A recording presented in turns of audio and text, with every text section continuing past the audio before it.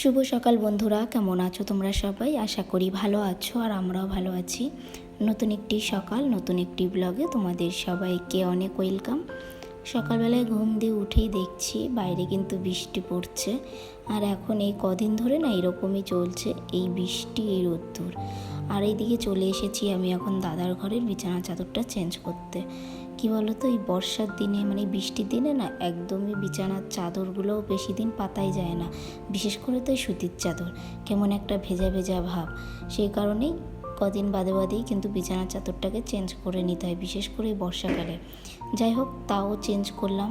শুকাতে তো অনেক অসুবিধা হয়, যেহেতু মেলার মতন সেরকম পজিশন না থাকলে কি হবে। আর দেখবে বৃষ্টির দিনে ভালোভাবে যদি একটু না শুকাই না, কেমন একটা বিচ্ছিরি ভেজা ভেজা গন্ধ, আর ভালোও লাগে না। এদিকে এই কারণে দেখো বিছানা চেঞ্জ করে একেবারে চলে যাব এখন রান্নাঘরে। চলে এসেছি রান্নাঘরে। এদিকে এখন বসিয়ে দিলাম চা। সকালবেলাটায় দুধ চা দিয়েই শুরু হবে।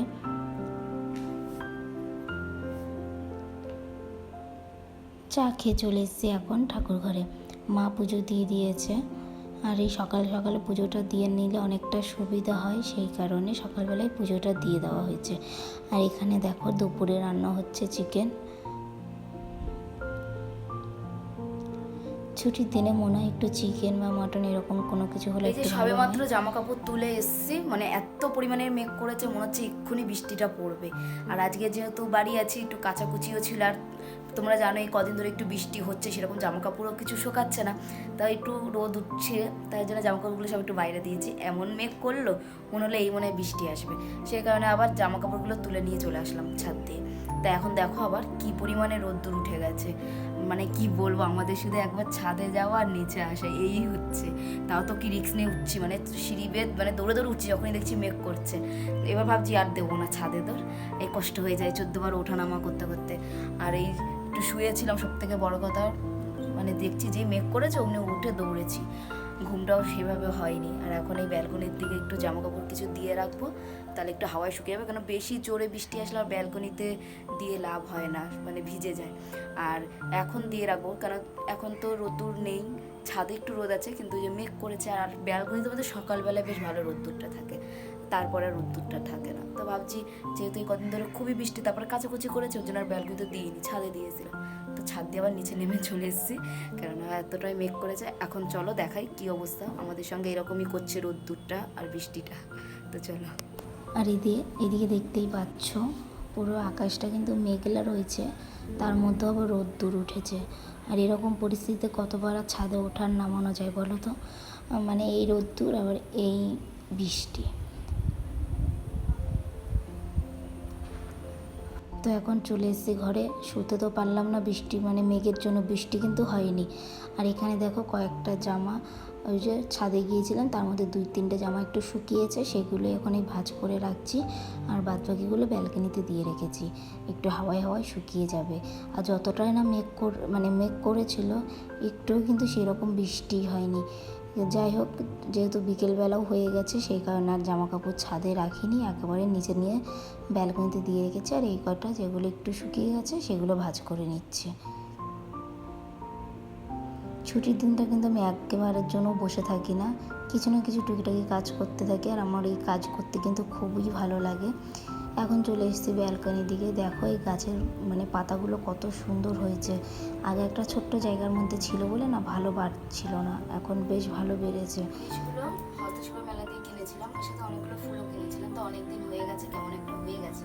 তো এগুলো রাখবো না, তা ভাবছিলাম ফেলে দেবো। তো মনে করলে এখানে আমার মানি প্ল্যান্ট গাছটা আছে, এখানটায় দিলে জড়িয়ে জড়িয়ে উঠতে পারবে, এটাও একটা কাজে লাগাবো। তো কী কাজে লাগাবো সেটাও তোমাদেরকে দেখাবো। তো আপাতত এটা এখানটায় পুঁতে দিই। এই যে এগুলো সব এরকম নিচে পড়ে যাচ্ছে না, এটা এখানটায় পুঁতে দিলে এর গায়ের উপরে থাকবে।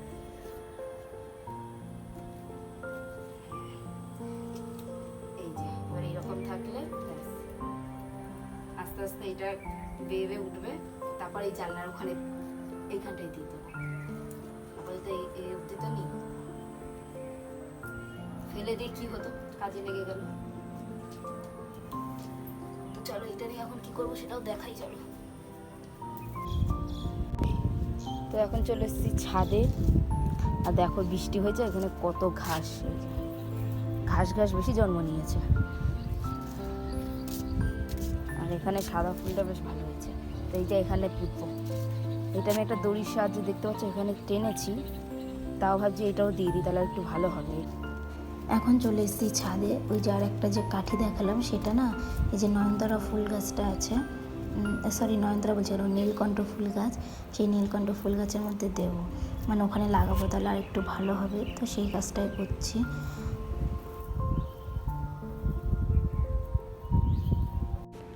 ছাদ দিয়ে চলে এসে তারপরে এই যে বিছানাগুলো একটু পরিষ্কার করে ঘরটা ঝাড় দিয়ে নেবো।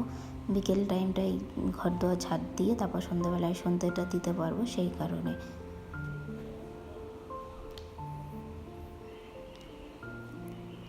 আর আমার কিন্তু এইসব কাজ করতে একদমই কষ্ট হয় না, আমি কিন্তু ফুল এনার্জি, মানে একটুও কিন্তু আমি বিশ্রাম নিই না, কিছু না কিছু কাজ করতেই থাকি, আর আমার বেশ ভালোই লাগে। এইভাবে আমি ফুল এনার্জিতে কাজ করি। দেখো ঘর দুয়ার পরিষ্কার করে ঝাড় দিয়ে রেখে চলে এসেছি আবার ছাদে।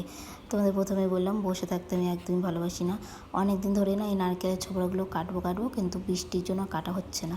তো আজকে এমনই মেঘ করেছিল কিন্তু বৃষ্টি তো হয়নি, সেই কারণে সেই ফাঁকে আমি এই নারকেলের ছোবড়াগুলো কেটে রাখছি। খুবই কষ্ট হয়ে গেছিলো কাটতে, কেন পুরো একদম শুকিয়ে গেছিলো অনেক দিনের যেহেতু, সেই কারণে। তো যাই হোক, এই দেখো আমার কিন্তু নারকেলের ছোবড়া কাটা হয়ে গেছে প্রায় 1 বস্তা। এখন এই নারকেলের ছোবড়া অনেক দিনই চলে যাবে। আর দেখবি সন্ধ্যেবেলা একটু নারকেলের ছোবড়া ধুনো দিলে বেশ ভালোই লাগে, তাই না? সেই কারণে কাটা হচ্ছিল না বলে একবারে সব কেটে নিলাম। এই সবে মাত্র নারকেলের ছোবড়াগুলো কাটা কমপ্লিট হলো, আর এখন এই গাছে জল দেবো না, কেননা আকাশটা মেঘ করেছে, গাছে জল দেওয়া লাগবে না, বৃষ্টি হতে পারে, সেই কারণে আর গাছে জল দিলাম না। আর অনেকটা কষ্ট হয়ে গেছে, মানে হাত পুরো ব্যথা হয়ে গেছে কাটতে কাটতে, অনেক দিন বাদে নারকেলের ছোবড়া কাটছি। অনেকদিন ধরেই ভাবছিলাম কাটবো আর হচ্ছিল না, আর বৃষ্টির মধ্যে ছাদে আসতেও পারছিলাম না, ওই জন্য কাটা হচ্ছিল না। তো এখন এই নিচে যাবো আর সন্ধে দিয়ে তারপর একটু যাবো দিদার বাড়িতে। মা চলে গেছে, মা আমাকে বলছিল যাওয়ার জন্য, কিন্তু আমি তখন কাজ করছিলাম, মানে ওই নারকেলের ছোবড়া কাটছিলাম, সেই কারণে আমি কী করে যাই অর্ধেক কাজ ফেলে রেখে, তো মাকে বললাম তুমি চলে যাও। তো মা গেছে, মা আবার চলে আসবে, আর আমি যাবো ওই 7:30-8টা নাগাদ যাবো একটু দেখা করতে। একদিন যদি দিদার সাথে দেখা না করি না, দিদা পাগল হয়ে যায় যে আসলো না কেন। আর মা তো বলতে গেলে 1 সপ্তাহের বেশি হয়ে গেছে দেখা করেনি, তো আরও বেশি। কালকে আমি গেছি দিদার কাছে, তা দিদা তখন বললো যে তোর মা তো আসেই না। তো সে বেলা শেষে এরকম ছাদে আসতে আমার এত বেশি ভালো লাগে, কারণ এত সুন্দর পাখিগুলো ঝাঁক বেঁধে যায় না, আমার দেখতে এত ভালো লাগে কি বলবো। মানে ওদের সঙ্গে যদি আমিও চলে যেতে পারতাম, কোথায় যাই কিন্তু সেটা দেখতে যদি পারতাম আরও বেশি ভালো লাগতো এরকম। তো যাই হোক, এখন নিচে যাবার পালা, সন্ধ্যা দেবো একসঙ্গে। কত সুন্দর যাচ্ছে নিজেদের বাসায়, দেখতে কিন্তু অনেক বেশি ভালো লাগে। আর আমি বিকেলবেলায় ছাদে আসলে না, আমি এইগুলোই বেশি দেখি, পাখিগুলো যে একসঙ্গে ঝাঁক বেঁধে যায় না, সেটা আমার কিন্তু খুব ভালো লাগে দেখতে। কোথায় চলে যাবে। আর এদিকে দেখতে পাচ্ছ একদম মেঘ কালো হয়ে আছে।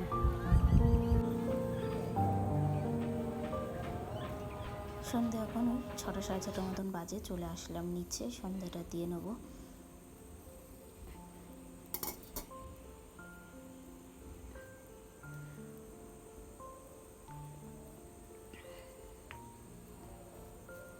সন্ধে দেওয়া হয়ে যাওয়ার পরে তারপরে একটু রান্নাঘরের দিকে আবার যাবো, রাত্রে রান্না আছে সেই জন্য। আর এখানে দেখো নুনটা ঢেলে রাখলাম।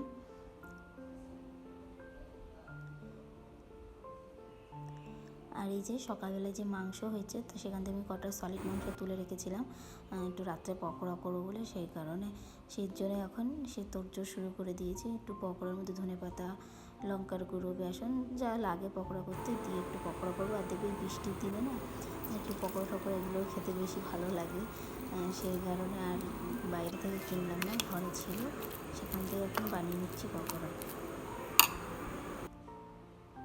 দেখো পকোড়া কিন্তু প্রায় ভাজা হয়েই গেছে। মাঝে সাঝে এরকম মুখরোচক খাবার খেতে বেশ ভালোই লাগে, কিন্তু এই যে মন চায় না করি, কিন্তু আজকে ইচ্ছা করলো তাই কাজ করলাম।